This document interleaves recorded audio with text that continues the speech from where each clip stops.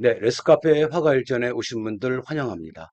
화가들 중에는 정치가 또 금융인 또 교수 이런 타이틀로 더 기억되는 사람들이 있습니다.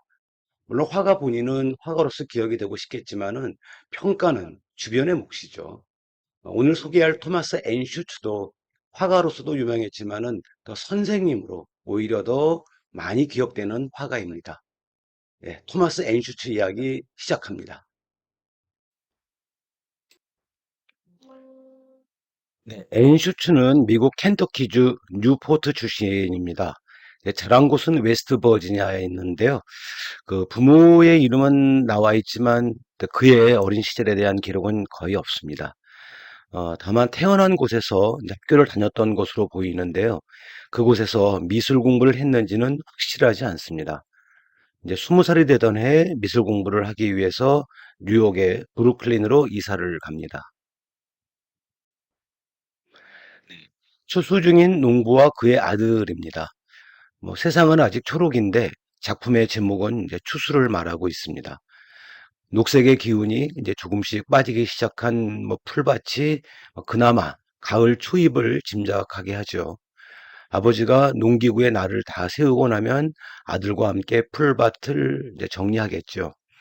일도 시작하기 전에 비탈진 곳에 남아있는 그루터기에 앉아서 아들은 물을 마시고 있습니다. 뭐 일을 하기에는 좀 어린 듯하지만 아버지를 따라 나온 것 같습니다. 평지였으면 좋겠는데 아버지와 아들이 서 있는 곳은 빅탈입니다. 어쩌면 아들이 일을 시작하고 배우는 곳으로 뭐 더 좋을 수도 있겠죠. 인생의 비탈길에서 쓰러지지 않고 잘 서는 것이 얼마나 힘들고 어려운 일인지 우리는 잘 알고 있죠. 이제 브루클린에 도착한 앤슈츠는 그림을 배우기 시작합니다. 이런저런 교육을 받다가 25살이 되던 해에 이제 필라델피아 예술 아카데미에 입학을 하게 되는데요. 학교에서 그를 지도한 선생님은 예전에 여기서 소개했던 토마스 에이킨스였습니다. 그 에이킨스의 해부학 수업을 돕는 일을 2년간 하면서 이제 앤슈츠는 그 스승의 지도 방법을 배우게 되는데요. 나중에 앤슈츠가 그 회화 교수가 되었을 때도 그의 스승이 강조했던 점을 똑같이 따라한 것을 보면은 그 에이킨스의 영향은 대단했던 것 같습니다. 그들이 사는 방법이라는 작품입니다. 뜨거운 햇볕이 쏟아지는 그 담뱃잎 밭에 지금 물을 주고 있습니다. 그 작품을 제작한 연도를 감안하면 남북전쟁 이후의 모습이죠. 1870년대 많은 미국 화가들이 자연주의 기법으로 미국 흑인들의 다양한 모습을 그림에 담습니다. 앤슈치의 그 이 작품은 그 웨스트 버지니아 주변을 여행하면서 그때 본 것을 그림에 담은 것으로 추정을 하고 있습니다. 남북 전쟁이 끝나고 이제 경제적인 문제를 그 해결하는 방법으로 담배 농사가 유행했었는데요. 그것을 묘사하고 있고요. 또 제목에서도 우리가 알 수 있듯이 그 백인 중산층과 흑인 노동자 기업 간의 그 어떤 거리 이런 것들을 보여주고 있습니다. 이제 서른이 되던 해에 앤슈츠는 자신이 공부한 모교의 학생 지도 교사가 됩니다. 이때부터 그리는 일보다는 이제 학생을 지도하는 일에 더 힘을 씁니다. 앤슈츠는 그 빈정거리는 성격을 가지고 있었지만 학생들이 가까이 하기는 편했다고 합니다. 키는 컸지만 몸은 호리호리했고 또 부끄러움도 조금 탔다고 하는데요. 많은 숙제와 수업이 끝난 후에도 토론을 계속 했다고 하니까 아주 열정이 많은 선생님이었겠죠. 나중에 그 앤슈치 밑에서 배운 학생들이 미국 회화를 이끌어가는 그 화가들로 많이 이제 나오게 됩니다. 네.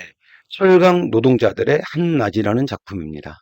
이제 점심시간이 되자 그 철강 노동자들이 일을 끝내고 공장 밖으로 나오는 중입니다. 이제 검붉은 연기는 하늘로 뻗고 있고 또 바닥에는 숱한 가루들이 수북합니다.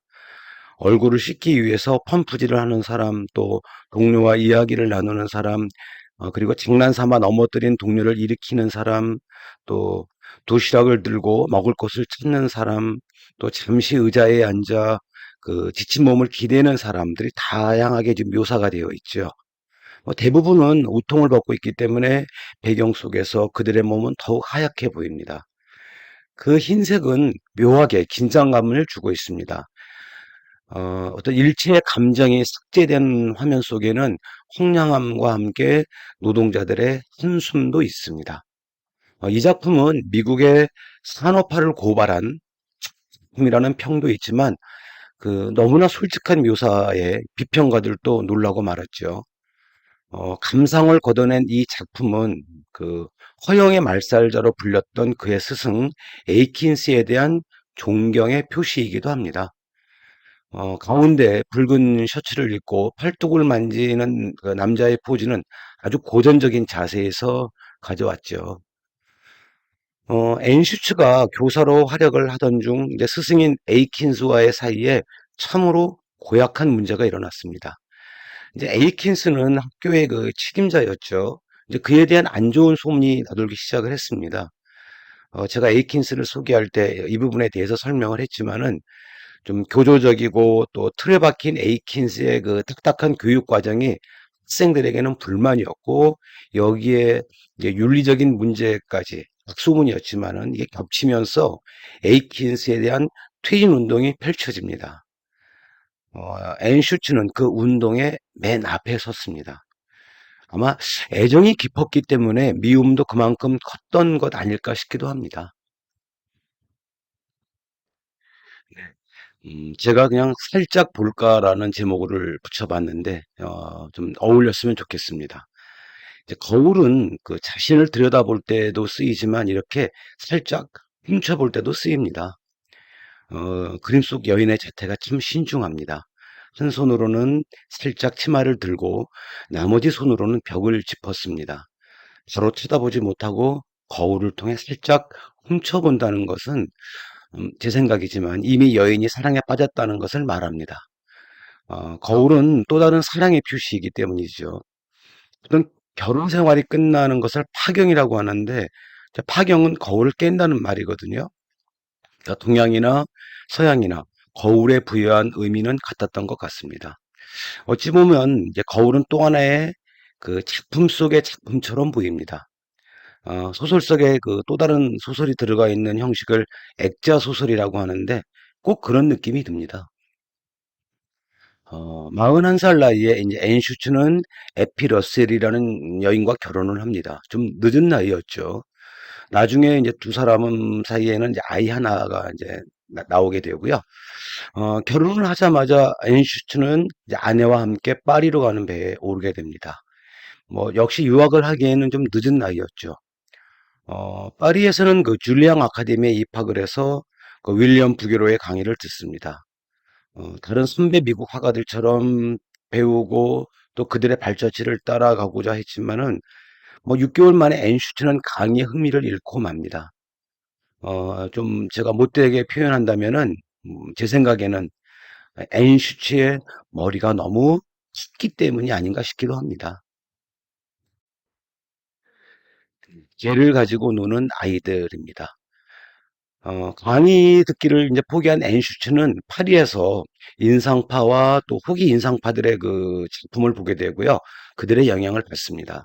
이제 밝은 색깔들을 이용해서 파리 거리의 모습을 묘사한 연작이 있다고 하니까 꽤 심취했던 것 아닌가 싶기도 합니다. 이제 2년간 파리에 머물면서 유럽의 여러 이제 미술관을 순회하는데 어떻게 생각하면 그것이 이제 머리가 이미 큰 앤슈치에게 더 유익하지 않았을까요? 다시 이제 미국으로 돌아온 앤슈츠는 필라델피아 예술학교에서 교수직을 맡습니다. 이제 앤슈츠는 스승이었던 에이킨스가 강조했던 해부학과 그 동작 연구에 대한 중요성을 그 학생들에게 철저하게 배우라고 가르칩니다. 이제 앤슈츠도 스승처럼 이제 동작 연구를 위해서 사진을 활용했다고 하니까 비록 스승과의 연은 끊어졌지만 학생을 지도하는 방법과 또 미술에 대한 접근 방법만큼은 스승을 존경했던 것 같습니다. 네, 오하이오 강의 증기선이라는 작품입니다. 앤슈츠가 개인적으로 가장 심혈을 기울였던 작품입니다. 이제 강을 따라가는 증기선의 연통에서는 갈색 연기가, 또 강 건너 공장에서는 노란색 연기가 하늘을 덮고 있습니다. 강을 가운데 두고 햇빛을 받아서 반짝이는 것, 빛나는 것은 강 건너 저편의 증기선과 공장입니다. 그늘진 강 이쪽에는 어른들과 아이들은 이제 거대한 증기선을 구경하고 있는데요. 강만큼의 거리가 산업화된 사회와 자연을 나누고 있습니다. 산업화가 인류에게 무엇을 주고 무엇을 앗아갔는지 뭐 이제는 알고 있죠. 그러나 거대한 공장 건물과 연기를 가득 안고 흘러가는 그 강물을 바라보던 그림 속의 사람들은 아마 알지 못했을 겁니다. 학생 지도에 이제 중점을 두던 그 앤슈츠가 미국과 유럽에서 인정을 받기 시작할 때쯤 병이 깊어졌습니다. 말기 심장 질환이 있었는데요. 그 세상을 떠나기 한 해 전 교수직을 그만두고 유럽 여행을 계획합니다. 그리고 그 다음에 런던과 파리, 독일 여행을 합니다. 여행 기간 중에는 뭐 6주 정도 병원 치료도 있었습니다. 여행에서 귀국한 후에 앤슈츠는 세상을 떠납니다. 장미라는 작품입니다. 작품 속 여인은 레베카 휠린이라는 여인인데요. 앤슈츠가 근무했던 그 필라델피아 아카데미 그 임원의 딸이었었습니다. 그러니까 장미색 옷을 입은 그 여인과 그 장미를 좀 대비시키고 있습니다. 또한 그 여인이 굉장히 지적으로도 또 감성적으로도 그 충만하다는 느낌을 묘사하고 있는데요. 이 작품은 그 당대 토마스 에이킨스의 작품 또 벨라스케스의 그 초상화에도 비견되었습니다. 네, 그 토마스 에이킨스의 그 생각하는 사람이라는 작품인데요. 여기 이제 등장하는 인물은 그 토마스 에이킨스의 그 동서였습니다. 동서.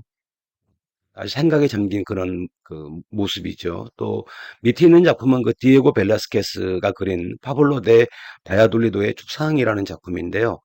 그 앞서 보신 그 장미라는 작품은 이 두 작품에 거의 비견된다라는 그 평가를 받았었지요. 네, 토마스 앤 슈츠의 이야기가 끝이 났습니다. 앤 슈츠가 그 미술사에 큰 족적을 남긴 것은 아닙니다. 그러나 그의 제자들이 그의 스승에 대해서 정직성과 통찰력 그리고 개방성이 뛰어났었다고 기억을 하고 있습니다.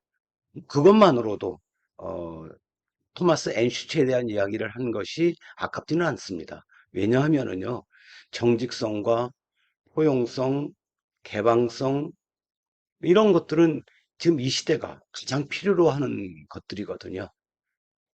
예, 토마스 앤슈츠 이야기 함께 해주셔서 고맙습니다.